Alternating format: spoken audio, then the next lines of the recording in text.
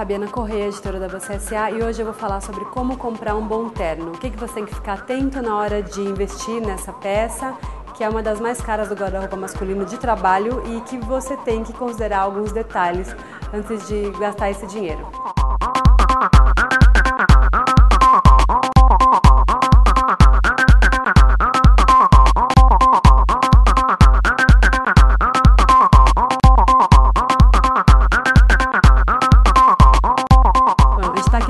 Alfaiataria em São Paulo.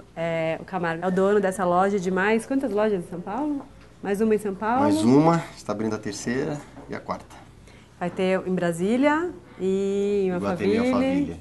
O Camargo é um dos alfaiates mais bacanas, faz roupa para empresários, artistas, esportistas, conhecidos, famosos. Fala alguns dos seus clientes, Camargo. A gente atende executivos como o Guilherme Paulos, que é da CVC, João Cox, que é da Claro, entre outros. A gente fez a roupa do último show do Ney Matogrosso, que ele tá elegantíssimo, foi um prazer ter feito a roupa para ele. Fiz roupa pro Roberto Carlos jogador, pro Caio, enfim. Bom, ele vai dar essas dicas, a gente vai olhar como é na hora de comprar, o que você precisa ficar atento na hora de comprar ou de mandar fazer, o que você precisa ficar atento para levar o melhor terno para sua casa. Vamos lá então?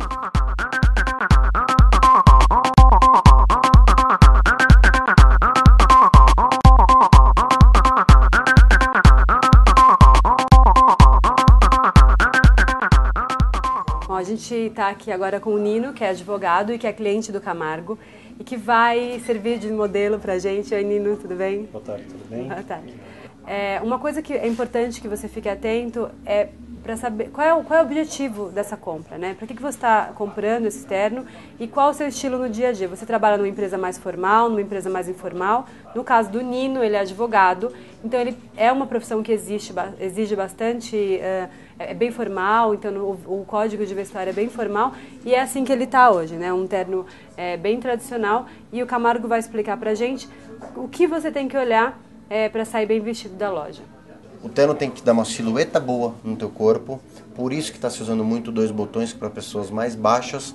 O V que forma na cintura diminui a cintura e aumenta o ombro. Então, só mostrando, quando você tem um terno 2 botões, esse V aqui é um pouco mais longo, né? Ele vem até aqui embaixo. Então, esse formato deixa o corpo mais alongado. Como o Nino já é alongado por natureza, não é o caso, ele pode optar por um 3 botões. É um terno um pouco mais tradicional? Mais tradicional.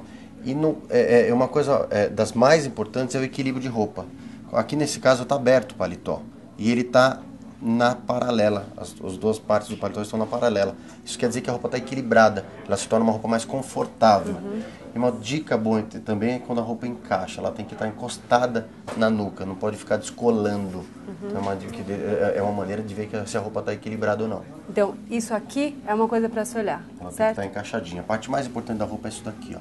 A hora que ela acha o equilíbrio aqui, fica bom aqui, te dá uma silhueta ideal. Pode ver que ela cai perfeitamente aqui, né, no peito do Nino e perto do colarinho. O Camargo estava comentando aqui com a gente uma coisa, que o terno, quando ele não está bem ajustado ao corpo, no final do dia, ele pode até deixar você mais cansado, porque ele gera um certo peso.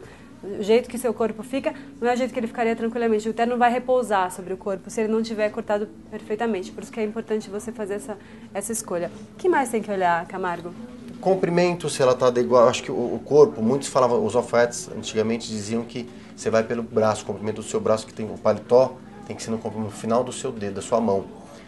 Isso é muito perigoso, é uma base que você tem, mas tem pessoas que têm o braço comprido, tem pessoas que têm o braço curto.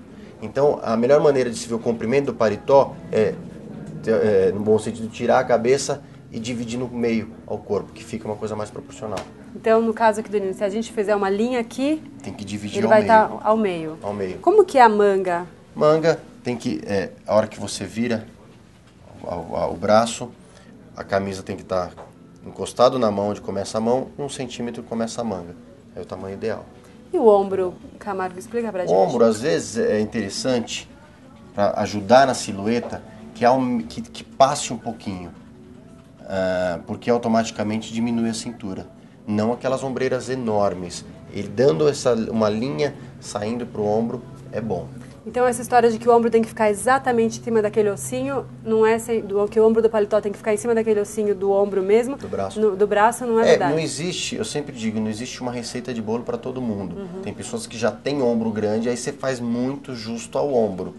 Então, e para as pessoas que têm ombro pequeno, é legal que deixe sobrando. Você não pode ter um ombro muito pequeno, senão a cabeça parece maior. Exatamente.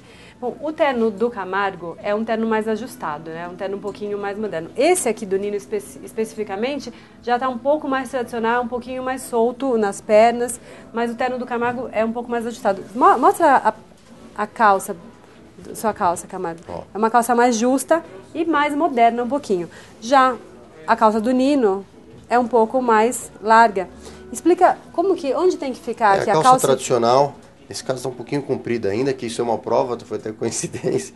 Mas a calça tradicional é a boca um pouco mais larga, encostada no salto. Eu acho que o clássico você nunca erra. Hoje está se usando um pouquinho mais acima, para não quebrar tanto, mas automaticamente um pouco mais estreita. Bom, a gente tem aqui a questão das aberturas, né? Tem terno com uma abertura no meio, tem terno sem abertura e tem terno com duas, que é o caso desse. Em qual ocasião ou para que tipo de As duas cor? aberturas estão se usando bastante, porque além de ficar bonito, eu particularmente gosto muito, ele te dá mais liberdade, como colocar a mão no bolso da calça, você põe pela abertura aqui, ele te dá mais movimento. A abertura central também é bonita, só que às vezes a pessoa tem o quadril largo, não é aconselhável, que aumenta mais. E ele estava falando das pregas que se formam aqui, que é uma coisa que tem que ficar bem atento. É bem comum a gente ver esse tipo de prega aqui fazendo quando você olha alguém usando terno, né? Então essa é alguma coisa que tem que ficar atento, porque significa que está sobrando. Está sobrando, tecido né? Aqui, né? E o fato de estar sobrando é porque o corte não está adequado para cada biotipo. Quando sobra aqui é porque a pessoa tem um ombro mais reto, automaticamente ele tem menos inclinação de ombro. Quando você corta uma roupa, ou a pessoa tem um ombro mais reto, você tem que cortar o ombro mais reto. Então, aqui não pode criar as pregas e aqui também não. É bom que tenha um pouquinho de sobra para o movimento, principalmente o biotipo igual ao Nino, mas que não sobre assim, ó. Esse caimento pro biotipo dele tá perfeito, tá vendo? Tem uma sobra, tá leve, não tá apertado e tá dando uma silhueta bacana. E ele faz esse movimento tranquilamente, ele tem um movimento, né? que ele precisa ter movimento. Não precisa estar blindado, né? A portinhola, além de ser um detalhe a mais, porque hoje a alfaiataria está muito rica, ela ajuda na proteção do paletó também. Quer dizer, se você deixa aberto, às vezes você engancha numa maçaneta e acaba rasgando. Aconteceu várias vezes. Então o fato de ter a portinhola também é uma proteção, ajuda o paletó. Mas quanto mais baixa a pessoa é mais gordinha, menos detalhe na horizontal, melhor. Então às vezes a pessoa é baixinha, é melhor que seja fechado, sem abertura. Quanto menos detalhe assim. Porque isso funcionaria como uma listra na horizontal e deixa uma camisa listrada na horizontal. Isso tudo achata um pouco a silhueta, né? Obrigada, gente. Obrigada, Nino. Obrigada, Camargo. Valeu.